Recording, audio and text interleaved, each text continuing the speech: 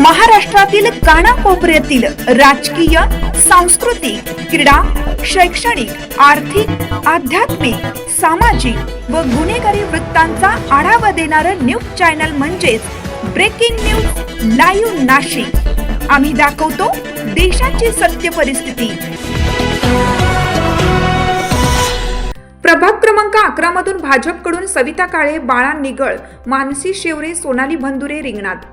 नाशिक महानगरपालिका स्थानिक स्वराज्य संस्थांच्या निवडणुकीच्या पार्श्वभूमीवर प्रभाग क्रमांक 11 मधून भारतीय जनता पक्षाच्या वतीने सविता काळे, बाळा निगळ, मानसी शेवरे, सोनाली भंदुरे यांनी जोरदार शक्ती प्रदर्शन करत आपले उमेदवारी अर्ज दाखल केले।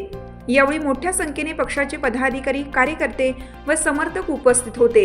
उमेदवारी अर्ज दाखल केल्यानंतर माध्यमांशी बोलताना उमेदवारांनी माहिती दिली।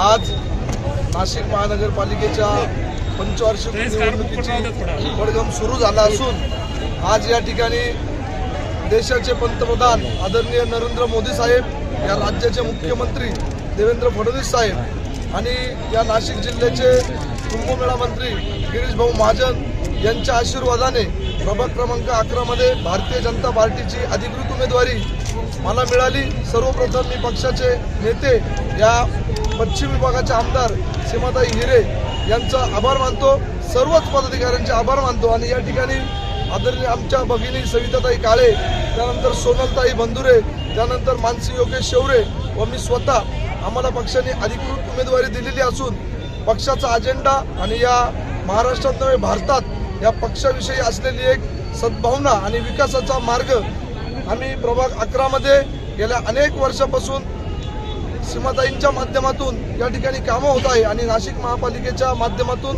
आम्ही सर्व चारही उमेदवार विकासाची गंगा या ठिकाणी आणू आणि या ठिकाणी असलेला शेतकरी, कामगार, युवक व युवती व महिला यांच्यासाठी आम्ही सर्वजण एकोप्याने काम करू आणि या प्रभागाचा झालेला विकास आम्ही पुढच्या काळात करू।